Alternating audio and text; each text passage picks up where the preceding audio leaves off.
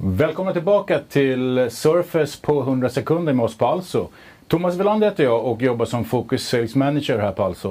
Och jag har faktiskt bjudit in Rebecka Weidemo från Microsoft Surface. Hon är specialsäljare. Så välkommen Rebecka!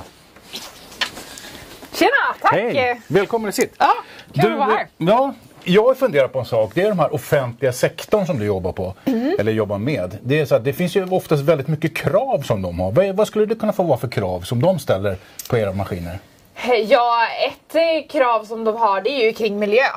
Och de har ju något som, eller de jobbar ju mot Agenda 2030. Och då är det ju väldigt viktigt att våra enheter uppfyller alla miljökrav som de kan ha till exempel. Okej. Finns det några andra krav som de kan tänkas ha?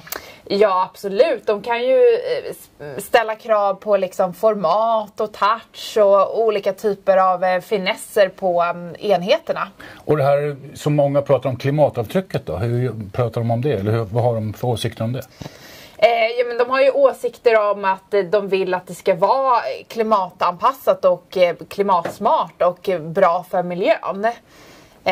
Och där så kan ju till exempel hur mycket koldioxidutsläpp enheterna släpper ut vara intressant att titta på. Spännande. Är det något annat som sådär någon liten som alltid kommer upp? För det verkar som att det täcker av alla frågor som de har kommunerna eller den offentliga sektorn. Ja, jag skulle nog också säga att man ska kolla på vad kemikalierabatten är på enheter när man köper in det. Tack snälla. Tack!